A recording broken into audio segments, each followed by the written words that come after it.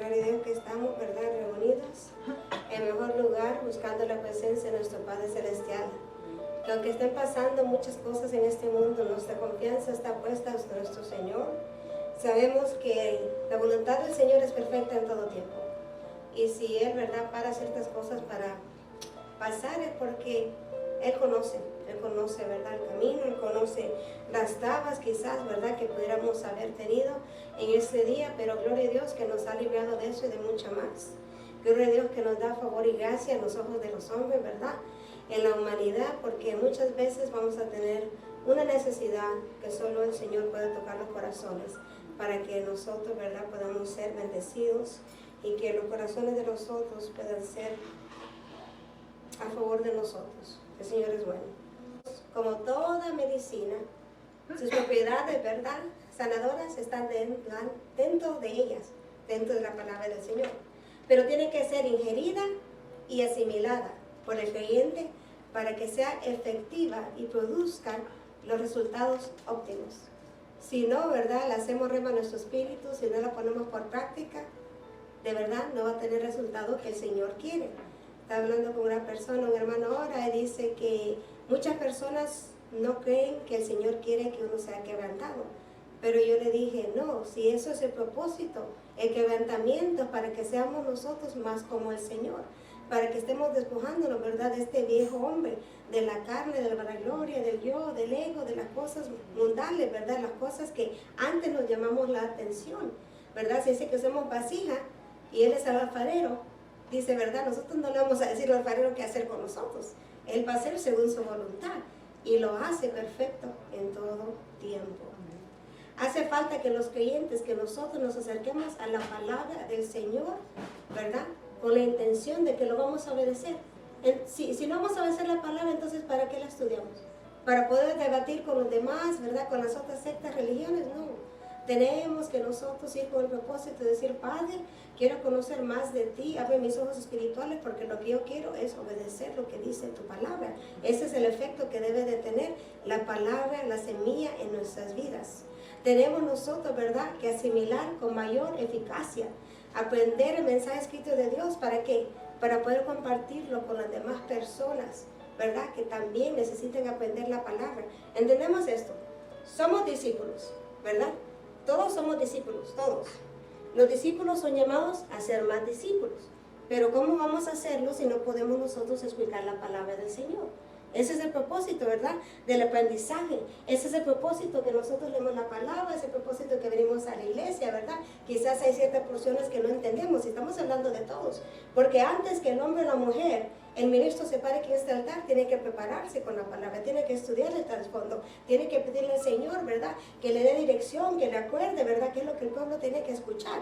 Tenemos que saber que nosotros no hacemos nada. Es el Señor que va a fluir, es el Espíritu Santo que va a hablar. Él es el que va a poner las palabras, pero Él también nos va a capacitar para poder hacerlo, ¿verdad? Esa convicción que tenemos en la palabra, ese denuedo que nosotros podemos predicar, solo viene de parte del Señor, porque tenemos esa fe. Miren, hermanos, yo les voy a decir algo. Esta palabra sí es viva y eficaz. Cuando dice que tenemos nosotros que hacer una decisión, si queremos la vida eterna o la vida separada, la vida de conexión con el Señor, créeme que es la verdad. Yo he tenido personas que me mandan mensajes, tienen personas que me han hablado y me dicen, ¿sabes qué? Mi familiar está enfermo y me dicen, no podemos dejar a esta persona sola porque en la noche vienen y le jalan las piernas. ¿Quién creen que son? Los demonios. Los demonios, porque quizás esta persona nunca le sirvió al Señor. Quizás esa persona nunca conoció al Señor Jesucristo, no le dio su corazón. Entonces, ¿a quién le dieron derecho legal? A Satanás, a todos los ministros de él, a las cosas de las tinieblas. ¿Y qué viene ahora a hacer? A pasar la factura. Esa alma no se va a ir al cielo. Mucha gente quiere decir, ¿verdad?, Dios lo tiene en su gloria, Dios la tiene allá, que descanse, pero la gente se miente ellos solos. No todos vamos para el cielo. ¿Cierto o falso, hermanos? Si nosotros no nos tornamos aquí a Dios, no vamos para el cielo. Yo lo que les quiero decir es que es verídico. La pastora me decía también, ella pasó por estas, ¿verdad?, experiencias que las personas le hablaban, y ella me decía, hija, esos son los demonios que vienen por esa alma. esa persona para que muera va a ser difícil, incluso que esté postrado ahí en una cama. ¿Por qué? Porque no se van a querer ir para el infierno. Pero si no se tornan a Dios, ahí es donde va a estar. Entonces me dice una persona, pero dice, ¿verdad? Él estaba hablando a ella de su suegra. Dice mi esposo que su mamá es católica. Entonces yo digo, bueno, en mi interior, una persona católica, ¿qué es? Idólatra, ¿verdad? Eso es lo que muchos pensamos. Y yo nada más le dije, mire hermana, lo que le puedo decir yo es que una persona católica no es una persona cristiana, porque ellos practican mucho la idolatría. Lo que usted tiene que hacer es que tiene que pedirle al Señor que vaya una persona, ¿verdad? Que quizás es de la familia, si una persona cristiana, sino un pastor, para que vaya a hablar con ella y que ella acepte al Señor Jesucristo, porque todavía hay una oportunidad para que sea salva. Pero cuando ella parte de aquí y ella no ha aceptado al Señor, ella no va a estar en la presencia del Señor. Muchas veces pensamos que la palabra, oh, la palabra, sí, es dura, oh, es bonita, oh, es dulce aquí o allá, pero ¿será que es verdad? Es verdad. Es verdad. Cuando la palabra dice que tenemos una oportunidad para ser salvos, es la realidad que tenemos una oportunidad para ser salvos. Esas cosas de las tinieblas se manifiestan en todo tiempo. Hermanos, si viene una persona que ha fallecido de nuestros familiares y que se parece a nuestros familiares, no es nuestros familiares. ¿Sabe quién es? Es las tinieblas queriendo pasarse por nuestros familiares para que nosotros estemos ahí involucrándonos, diciendo, oh, sí, era mi mamá, yo hablé con ella, yo la miré y lo que me dijo y lo que me impartió. No, mentira del diablo. La palabra dice que cuando se va el alma hay una separación y no pueden venir ellos para acá. Tenemos que tener mucho cuidado porque muchas personas dicen, yo miré, yo aquí, yo allá, yo hablé, yo tuve, mis hijos incluso chiquitos, ¿verdad? De que eran chiquitos, miran a mi mamá que nunca conocieron. No es de parte del Señor. Tenemos que tener cuidado. Porque nuestra humanidad, esta carne, le duele la separación cuando se va una persona que amamos con el Señor o se va a la separación eterna. Pero nunca más ellos van a pisar esta tierra, hermanos. Los demonios usan muchas estrategias. Quiero que ustedes estén atentos, porque cuando ustedes van a ministrar a otras personas, ustedes tienen que saber con lo que están lidiando. Y no se sorprenda, hermana Angélica, porque estas son las cosas que están pasando y peores cosas van a pasar todavía. Esto es un poquito de lo mucho que la gente en veces le dice a uno. Y nosotros tenemos que estar preparados para hablarles con la verdad, para decirles que es o no es de parte del Señor, para que ellos de verdad clamen y para que ellos de verdad presenten el Evangelio y se puedan arrepentir. Porque ¿qué me hubiera servido decirle a esta hermana? Oh, sí, hermana, es católica, está bien, será salva, va a ir con el Señor. Yo no puedo mentirle a la persona. Esa mentira viniera sobre mí, esa mentira, ¿verdad? El Señor me la contara como pecado. Hay que hablar la verdad como es. Es mejor decir la verdad y ser honestos, aunque en veces no queremos decirlo como es. ¿Por qué? Porque sentimos piedad, sentimos misericordia como el Señor lo siente con nosotros, ¿verdad? Pero tenemos que nosotros mejor ser claros como el agua. Ser las cosas como el Señor nos demanda a nosotros hacerlas. Pero ser hacedores de la palabra y no tan solamente oidores, engañándonos a vosotros mismos. Santiago 1:22. A nosotros mismos nos engañamos. No engañamos al Señor, el Señor no puede ser engañado. Nos engañamos a nosotros mismos cuando decimos, ¿verdad?, que hacemos ciertas cosas. Si decimos que somos hijos de Dios, tenemos que obedecer a Dios. Si decimos que de verdad nosotros hemos sido comprados por precio de sangre, tenemos nosotros que hacer las cosas según la voluntad del Padre. No hay de otra manera para que nosotros, ¿verdad?, caminemos en integridad y lleguemos hasta ese galardón, que lleguemos al final y la meta de esta carrera. El mundo está tan desorientado y tan corrompido. ¿Saben por qué? Porque carece del conocimiento y del temor de Dios. Muchas cosas el impío hace porque no tiene temor a Jehová. Dice, ¿verdad? Ese es el principio de la sabiduría. Cuando nosotros decimos, no, yo tengo temor al Padre y yo no voy a hacer X cosas. Si yo lo hacía antes, yo no lo quiero hacer ahora. Y el Señor está listo y puesto para ayudarnos a nosotros, para que vencemos esos pecados, hermanos. Se lo digo por experiencia propia, porque todos lidiamos con diferentes cosas. Pero tú pídele al Señor que te ayude para que venzas eso y el Señor lo va a hacer. El Señor te va a ayudar porque es un Padre amoroso y es un Padre que tiene misericordia sobre cada uno de nosotros. He aquí, el ojo de Jehová está sobre los que le temen, sobre los que esperan en su misericordia. Salmo 33, versículo 18. Lindo versículo, ¿verdad? Sobre los que le temen a Él. Lo más que hacen algunos es usar la Biblia como un amuleto o como un símbolo de justicia, ¿verdad? En sus tribunales miramos, ¿verdad? Que la gente se pone ahí, sí, en el nombre de Dios, no voy a mentir, voy a decir toda la verdad, y todavía mienten, porque no tienen temor a Dios, porque no es en verdad lo que está pasando, porque están diciéndolo para afuera, no en su corazón. Es como dice el Señor, este pueblo está lejos de mí, ¿verdad? Con su boca me alaba, pero su corazón está muy lejos de donde debe de estar.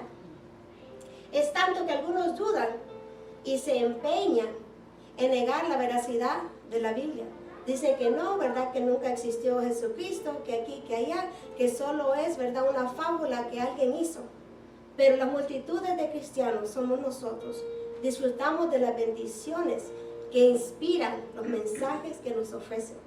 Dicen, ¿verdad? Jehová es mi pastor y nada me faltará. Y yo lo creo. Ninguna plaga va a tocar tu morada. Y yo lo creo. Yo en mi casa vamos a servir al Señor y yo lo creo. Instruye el camino, el niño al camino, y Él no se va a apartar de Él.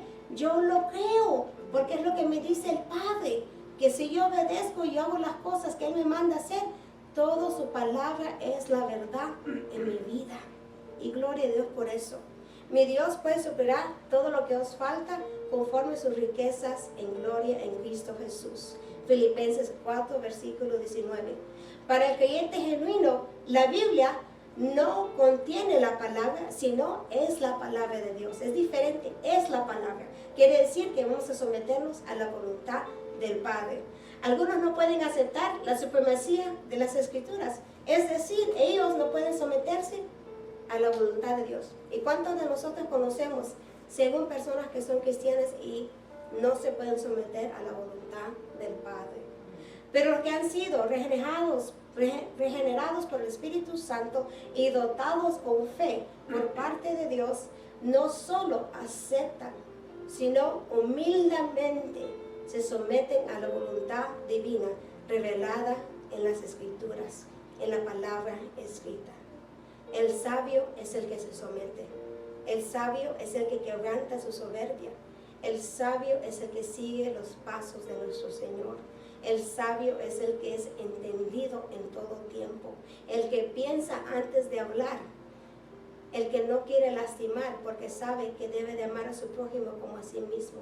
El que quiere hacer la voluntad del Padre porque dice que vas a amar a tu Padre con todo tu corazón, con toda tu mente, con todo lo que eres tú. Tu esencia tiene que ser para hacer lo que el Padre te ha dicho que hagas. Él de su voluntad nos hizo nacer por la palabra de verdad, para que seamos primicias de sus escrituras. Santiago, capítulo 1, versículo 18. Los 3 campos en que se observa la obra transformadora: en el hogar, en la persona y en el pueblo. ¿Verdad, hermanos? Cuando la palabra es predicada en el pueblo, tiene que hacer la diferencia, tiene que transformar. Tiene que transformarnos a nosotros individualmente, y cuando nosotros le enseñamos en nuestra casa, nuestro hogar tiene que cambiar. Esa atmósfera de antes, de peleas, de pleitos, ya no puede morar. Tiene que ser una presencia celestial, donde está el paz, donde está el gozo, donde está el amor. El Señor no nos mandó para estar en guerra, para estar en pleito. No, Él te mandó la persona idónea para que los dos salgan adelante mano a mano, sirviendo al Señor y haciendo la voluntad del Padre. 3 aspectos en que la palabra obra en el pueblo intelectualmente. El pueblo oye y aprende lo que Dios dice. Emocionalmente observa la alegría y el gozo que produce el conocimiento de Dios, ¿verdad? Qué gozo en nuestro corazón cuando nos dimos cuenta que el Padre había mandado a su Hijo a morir por cada uno de nosotros, que nosotros habíamos sido perdonados. Teníamos que haber dejado ese saco, ese peso de pecados al lado, sabiendo que ya el peso ha sido pagado, que nosotros hemos sido redimidos, que nosotros hemos sido justificados ante la presencia del Señor. Solo por eso nosotros podemos entrar al lugar santísimo, por esa justificación. Y necesitamos nosotros ser santificados, buscando, consagrándonos día tras día para el Señor. También es práctico, ¿verdad? La obra de la palabra es práctica en la vida de la persona que lo obedece. Hermanos, analicemos cómo somos ahora de cómo éramos hace, pongamos los 5 años. Amén, aleluya. ¿Qué diferencia ha hecho la palabra en nuestras vidas? Esas palabras que antes salían, primero Dios ya no salgan. Y si salen de vez en cuando, ¿verdad? Nos arrepentimos y pedimos perdón. Quizás, ¿verdad? Hasta cuando andamos manejando, ¿verdad? Antes todo lo que salía era maldición y no bendición. Y ahora es más, vamos alabando en el carro, vamos pidiéndole al Señor, vamos orando, ¿verdad? Está la atmósfera ahí con nosotros. En nuestra casa quizás antes era pleito, quizás antes era yo quiero hacer mi voluntad. Ya no debe de ser así.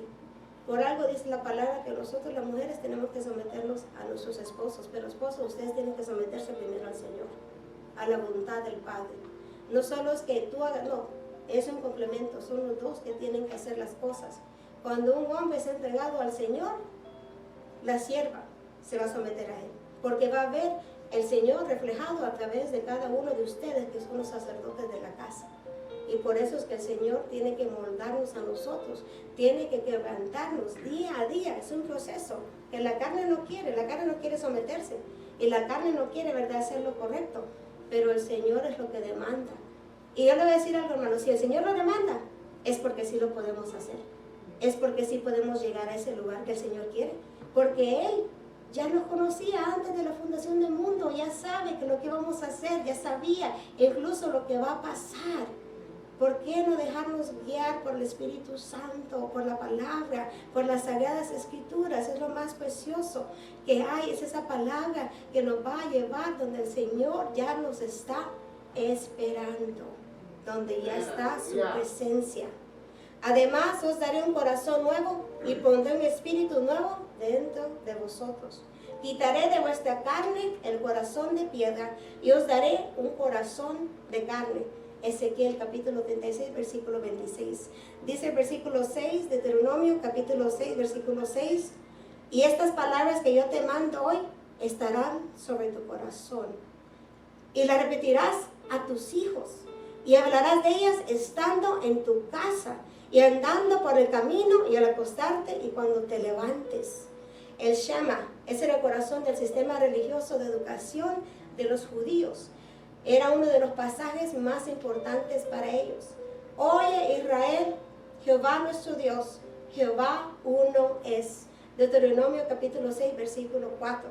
Pero de nada servía, ¿verdad?, estas enseñanzas de mucho valor y solemnes si no se transmitían correctamente de una manera eficaz. Establece aquí técnicas de las enseñanzas, el aprendizaje, que hasta el día de hoy tienen mucho valor instructivo. En este pasaje quedan establecidos el qué, el dónde y el por qué. Y el cómo de la educación bíblica en el hogar es muy importante. Es como, ¿verdad? Venimos aquí a la iglesia, pero ¿cuántas veces, si tuviéramos un ministerio de niños, ¿verdad?, por decir, ¿cuántas veces de verdad las maestras enseñaran a los niños? ¿Y cuántas veces tiene usted la oportunidad de hacerlo en la casa? Muchos más, ¿verdad, hermanos? Que la persona que viene aquí lo mira, digamos, 4 veces al mes. Ustedes lo miran todos los días en sus casas. Por eso es muy importante, dice la palabra, que nosotros instruyamos a nuestros hijos, ¿verdad? Y si ya no podemos a nuestros hijos, a nuestros nietos, bisnietos, ¿verdad? Lo que el Señor nos pueda dejar mirar en esta vida. Estas palabras que yo te mando hoy estarán sobre tu corazón.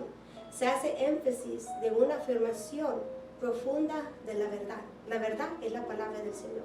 El corazón es el asiento fundamental de la conciencia y de la razón del ser humano. ¿Se imaginan, hermanos? Nuestro corazón, por eso, ¿verdad?, el Señor dice que tenemos que ser muy cuidadosos con él, porque muchas cosas engañosas pueden salir de ahí.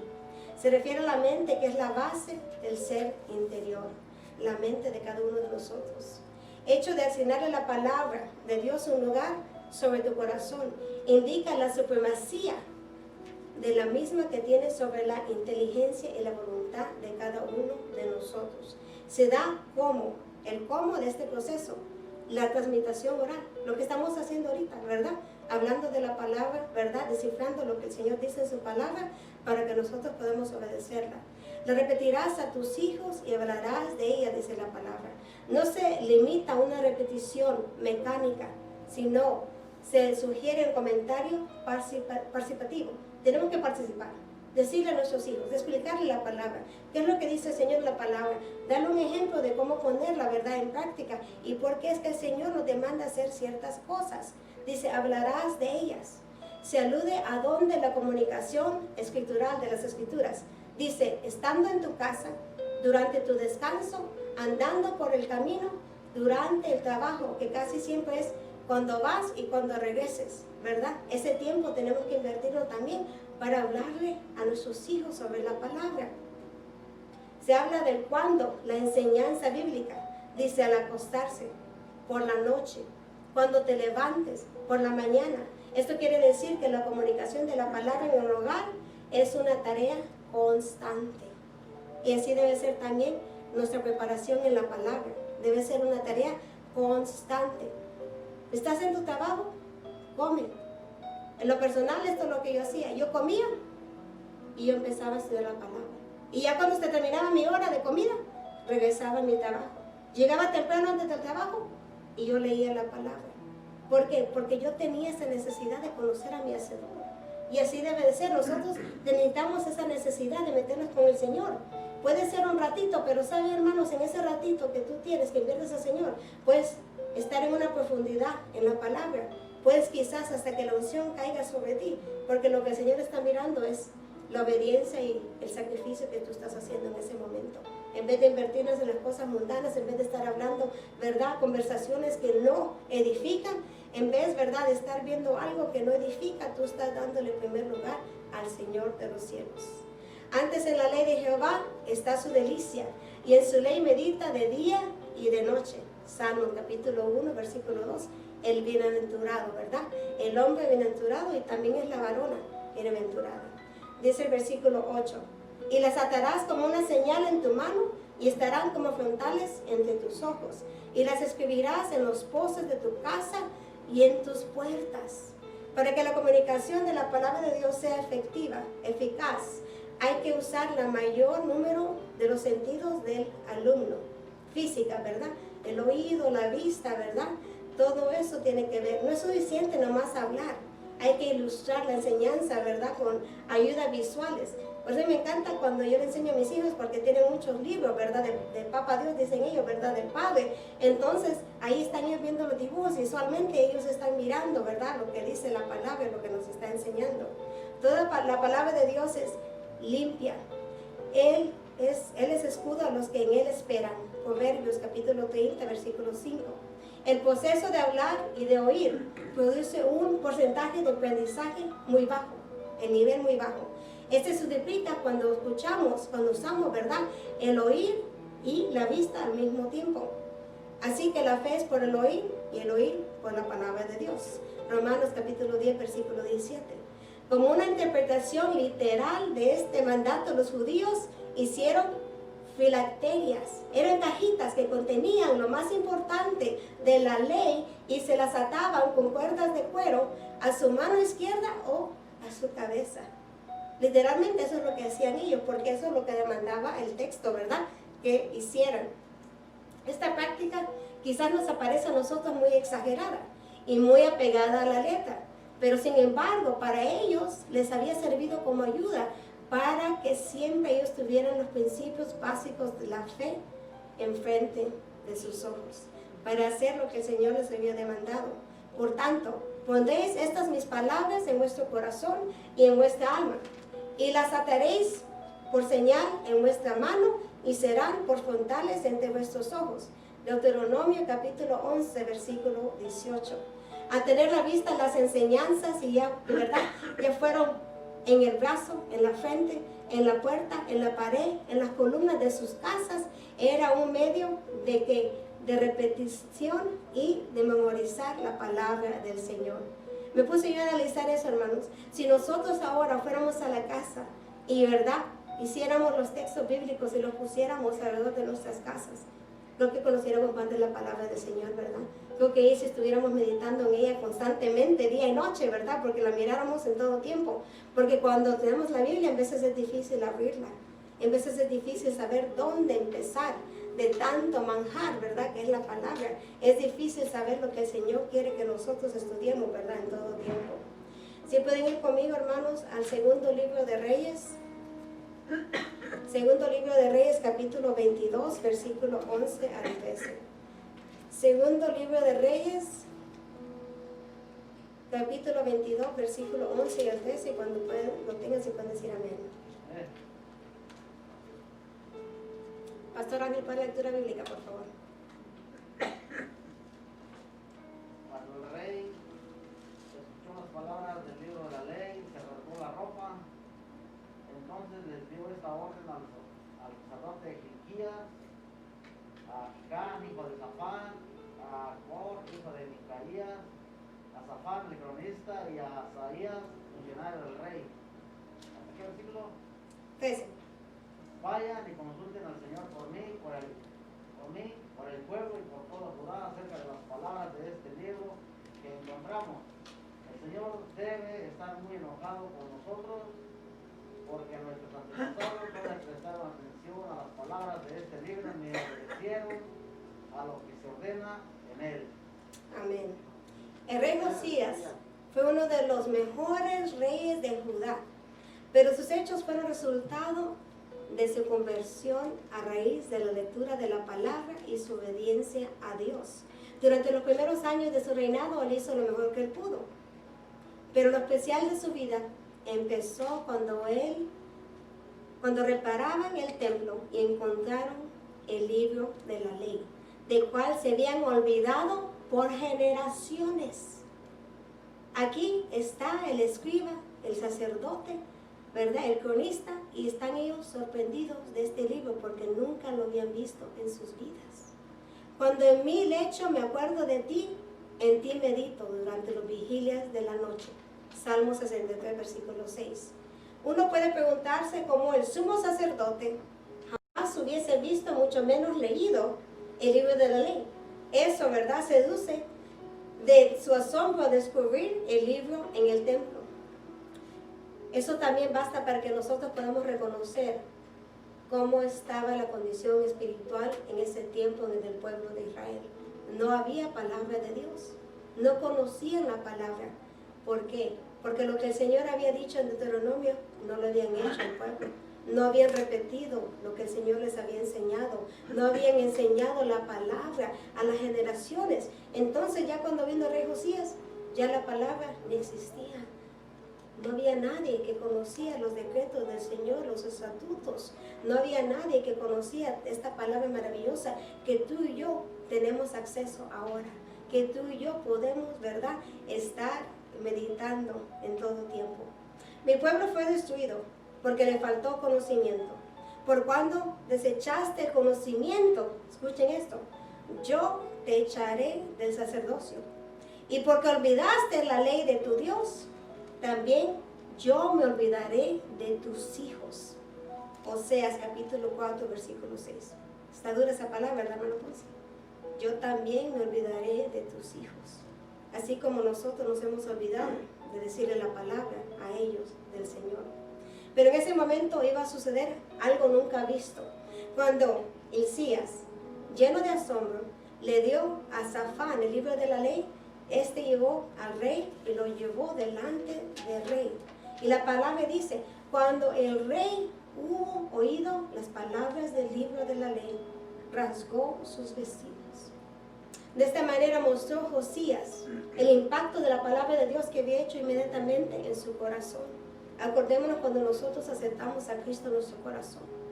Cómo inmediatamente, ¿verdad?, fuimos nosotros quebrantados en la presencia del Padre. No perdamos esa sensibilidad. Esa sensibilidad es lo que deja que el Espíritu Santo obre en nuestras vidas. Eso es lo que va a dejar que tú mires esas cosas grandes y ocultas que el Señor tiene listas. Él no se la va a dar a cualquier persona. Él no se la va a revelar a cualquier persona. No se la va a revelar al que se mete en el fondo del mar con su presencia. Al que de verdad quiere nadar en ese río del Espíritu. Al que de verdad quiere conocerlo como su hacedor, como su Padre, como el que nunca lo ha dejado y nunca lo dejará. ¿Qué hizo el rey? Rasgó sus vestidos en muestra de angustia. por los que, ¿verdad?, lo habían leído en el libro, por lo que el libro decía contra del pecado.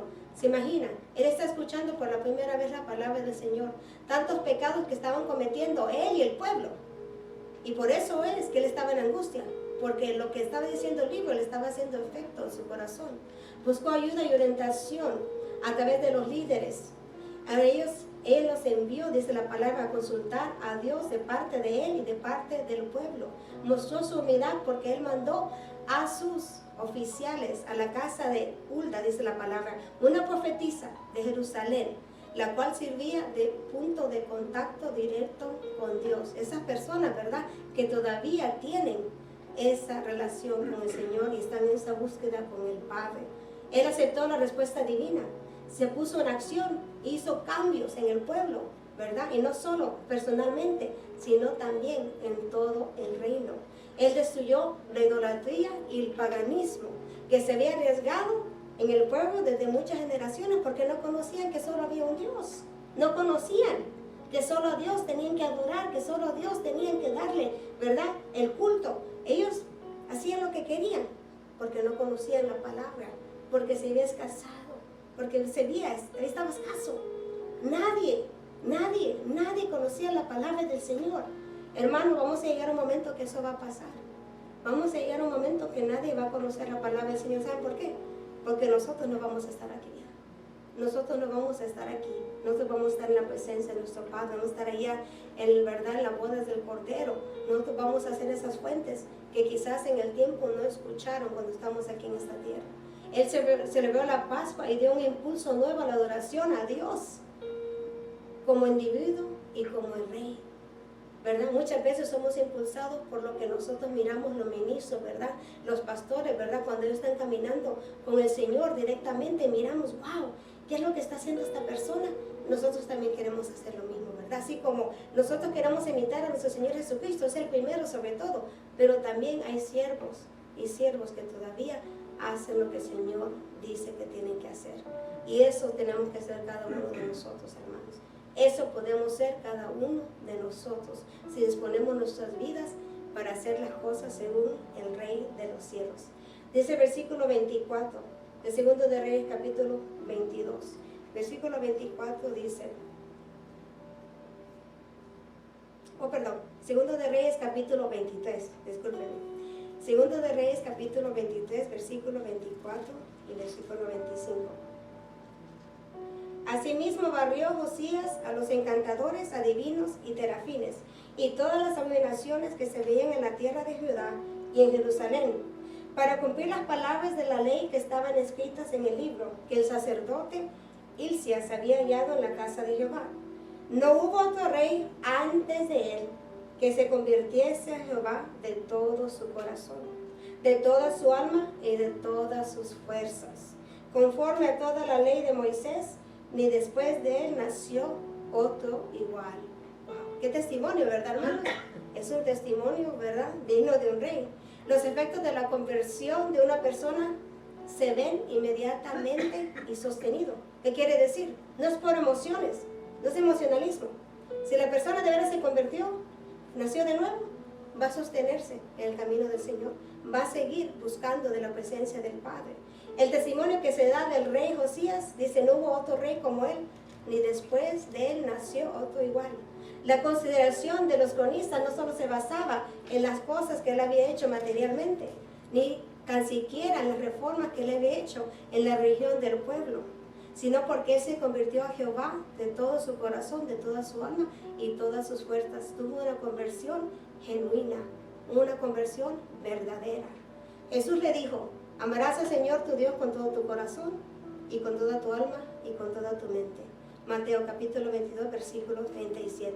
Este rey reconoció con toda franqueza y con toda la sinceridad que delante de Dios él había pecado, pero sabía que él podía acudir a Dios a través de la fe. Al que me viene, no lo echo fuera. Juan capítulo 6, versículo 37. Es la mayor garantía para cada persona que reconoce, ¿verdad?, que ellos han fallado, que es su pecado, ellos han sido iluminados sus pecados y sientan que quizás la ira de Dios puede venir sobre su vida. Si ellos acuden al Señor, Él no los va a dejar afuera, no los va a echar para afuera, Él los va a perdonar y Él va a tener misericordia sobre sus vidas. Dios fue misericordioso y tomó en cuenta las humillaciones, la actitud de humillación de Josías. Los sacrificios de Dios son el espíritu quebrantado, el corazón contrito y humillado. No despreciaste tú, oh Dios. Salmo 51, versículo 17. Pero el corazón no solo es redarguido, también es inyectado una dosis de fe para que la persona pueda entender que ellos también pueden ser salvos. Así que la fe, ¿verdad? Dijimos, es por oír y oír la palabra de Dios. Pero el testimonio, este testimonio de que la fe va a incrementar por oír, ese testimonio debe impactarnos a nosotros, a llevar las buenas nuevas a las personas que no son salvas. Porque ¿cómo van a ser salvas si no escuchan la palabra del Señor? Y el Espíritu Santo se va a encargar de realizar en ellos todas las demás cosas en sus vidas. Hermanos, si pueden ir conmigo al libro de Nehemías. Último libro, libro de Nehemías, capítulo 8, versículo 1. Libro de Nehemías, capítulo 8, versículo 1 al 8. Y cuando lo tengan, se pueden decir amén. Libro de Nehemías, capítulo 8, versículo 1 al 8.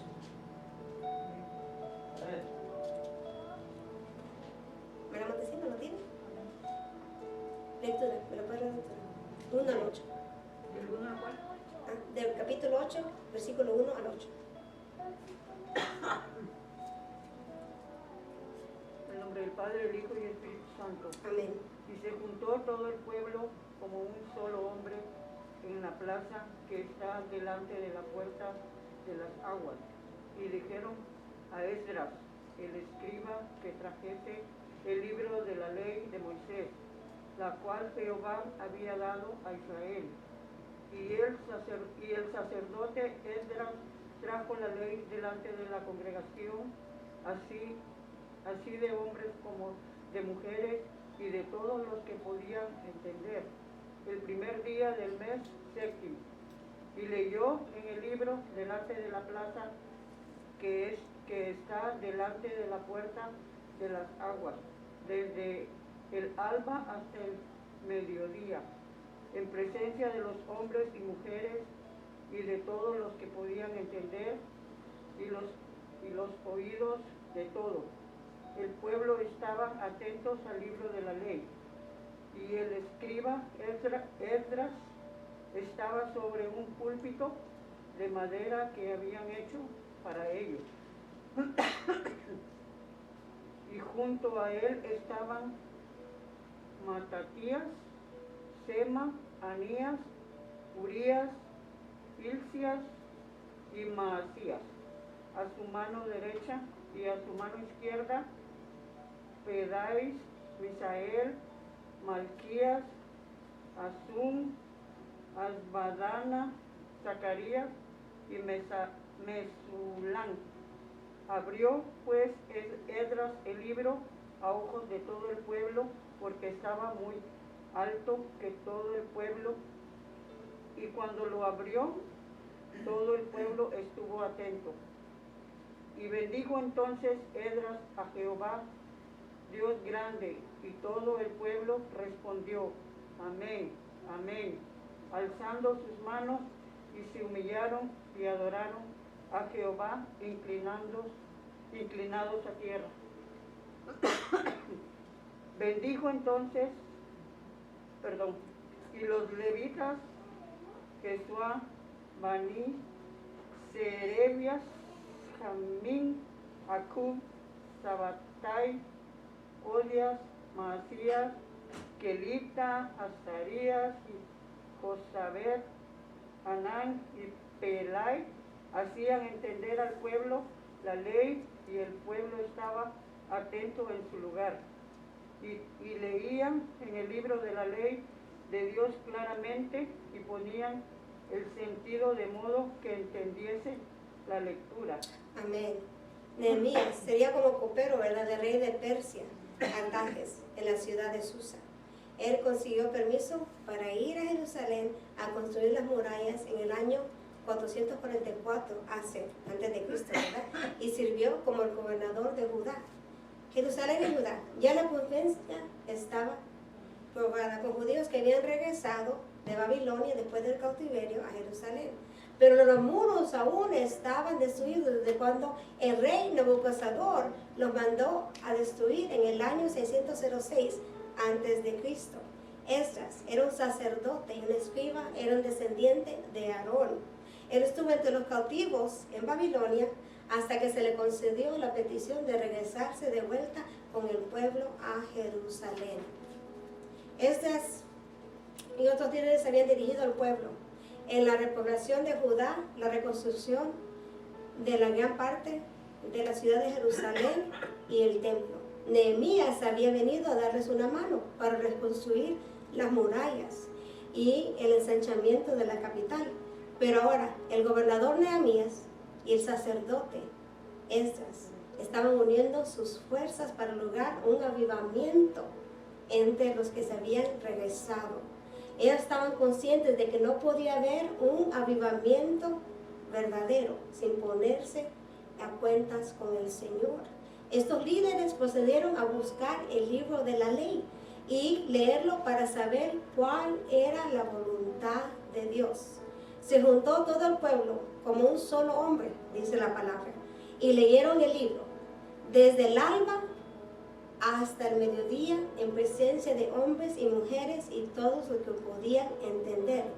Ponían el sentido en la lectura para que todos pudieran entender lo que la palabra decía. La palabra de Dios es para todos, no solo para unos cuales. No dice la palabra, hay unos escogidos que tienen verdad la revelación de la palabra y nadie más lo puede tener. Mentira del diablo. Es para cada uno de nosotros que escudriñamos y le pedimos al Señor que abra esos ojos, esa sabiduría, para saber lo que la palabra nos quiere decir. Y llamando junto así la multitud, les dijo: oíd y entended. Mateo capítulo 15, versículo 10. La palabra de Dios es racional, se puede entender y se debe estudiar con inteligencia. Te haré entender y te enseñaré el camino en que debes de andar. Sobre ti fijaré mis ojos. Salmo 32, versículo 8. Es el deber de los líderes espirituales prepararse para ayudar a los que están menos capacitados para que puedan entender lo que Dios está diciendo en la Biblia. Eso es verdad, hermano Carlos, ¿verdad? Wow, ¿verdad que sí? Miren, pues los labios del sacerdote deben guardar la sabiduría y los hombres deben de buscar la instrucción de su boca, porque Él es el mensajero del Señor de los ejércitos. Malaquías capítulo 2, versículo 7. No lo dije yo, lo dijo el Señor. Dios es un ser inteligente y Él ha otorgado esa inteligencia en sus criaturas. ¿Para qué? Para que podamos entender la palabra de nuestro Padre Celestial. Dice el versículo 9 y versículo 10. Y Nehemías el gobernador y el sacerdote Esdras escriba y los levitas que hacían entender al pueblo dijeron a todo el pueblo: Día santo es a Jehová nuestro Dios, no os entristezcáis ni lloréis, porque todo el pueblo lloraba oyendo las palabras de la ley. Ese es el efecto que tiene que tener la palabra en nosotros, cortarnos como esa espada de doble filo. Luego le dijo: y comer grosuras y beber vino dulce, y enviar porciones a los que no tienen nada preparado, porque día santo es a nuestro Señor. No os entristezcáis, porque el gozo de Jehová es vuestra fuerza. El sacerdote Esdras leyó la palabra de Dios al pueblo. Como resultado inmediato, todos se sintieron la tristeza, una tristeza interna, a ver la condición que ellos estaban en relación con el mensaje de Dios que estaban proclamando este sacerdote. Lloraban con lágrimas de arrepentimiento, con lágrimas de consternación, con lágrimas de dolor. Tan expresivas fueron en esto que el gobernador, el sacerdote y los demás oficiales los calmaron y los consolaban, dándoles dirección espiritual y consejos. Dichosos los que lloran, porque serán consolados, dice la palabra. Mateo capítulo 5, versículo 4. Hablando del testimonio de lo que dicen ser de Dios, Jesús dijo: por sus frutos los conoceréis, ¿verdad? Y en el caso de las emociones manifestadas por los hermanos, eso somos nosotros. Cuando estamos adorando y cuando estamos escuchando la palabra, la prédica, estas palabras del Señor tienen mucho sentido, ¿verdad? Cuando las emociones vienen de parte del Padre, se van a mostrar, ¿verdad? Cuando estamos en la adoración, cuando estamos en la oración, hermanos, hay veces que yo me derramo porque yo ni puedo hablar. Yo estoy orando y de repente solo estoy fluyendo, pero el mar de lágrimas, el Señor sabe, ¿verdad? Dice que Él sabe nuestros pensamientos y todo, pero es tanto quizás el agradecimiento, arrepentimiento, como sea que pasamos, que ahí nosotros, ¿verdad?, nos quebrantamos ante la presencia del Padre. Hay creyentes que son un torbellino de fuego celestial en la iglesia, pero al salir son un huracán destructivo. Lo que presentan ser en la iglesia no es lo que de verdad son. Por los frutos, dice el Señor, ¿verdad? Otros gritan y llenan los templos con sus amenes y aleluyas, pero el día siguiente o al terminar el culto, todo lo que sale de su boca son críticas, quejas, palabras ofensivas o chismes. Nada que ver con el Señor. Pero si hay amor, si hay paz, si hay mansedumbre, si hay dominio propio, si hay verdad, bondad y todos los frutos de parte del Espíritu en la vida del creyente, entonces esas emociones vienen de parte del Señor, ¿verdad? Porque ¿cómo no el Señor quiere que nosotros le adoremos y sintamos su presencia? ¿Y cómo nosotros nos vamos a hacer quebrantados? Claro que sí, porque estamos nosotros, ¿verdad?, reconociendo la supremacía de nuestro Señor. Estamos reconociendo que solo Él es digno de esa alabanza. Yo, hermanos, cuando me quebranto y digo, gloria a Dios, porque yo sé que el Padre me ha tocado, yo sé que el Espíritu Santo que está en mí, que está morando, está haciendo algo diferente. ¿Saben que en medio de ese quebrantamiento es cuando vienen las unciones del Señor? Es cuando el Señor puede ver que tú de verdad tienes ese amor, ese corazón para Él y para su reino. Es cuando ahí en nuestra humanidad no podemos nosotros ser, ¿cómo les puedo decir?, personas que vamos a hacer una cosa y somos otra.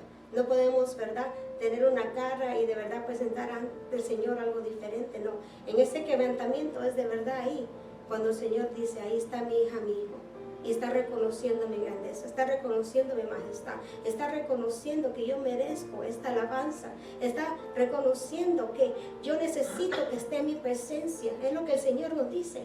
Necesito que vayas a mi presencia más, escucha lo que te voy a decir, más de lo que lo estás haciendo ahorita.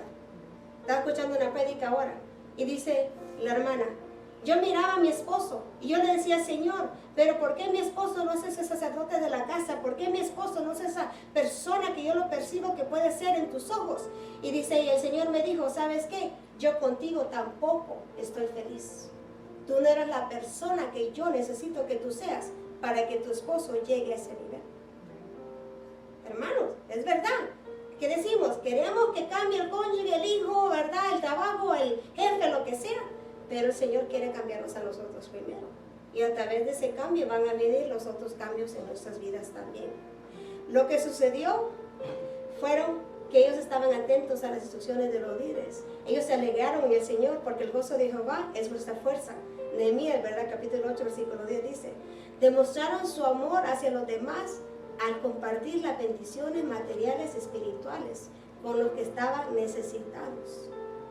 Aquí, la emoción del pueblo era producto de la exposición de la palabra y la lectura. Era la presencia de Dios que quebrantó el pueblo, así como es la presencia del Señor que nos quebranta a nosotros en este lugar. Porque sabemos que las manifestaciones vienen del Padre.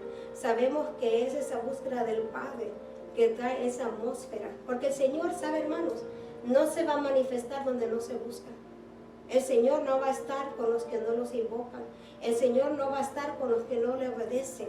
El Señor se deleita en los hijos que hacen la voluntad. El Señor se deleita en cada uno de nosotros que de verdad lo ponemos en el primer lugar en nuestras vidas.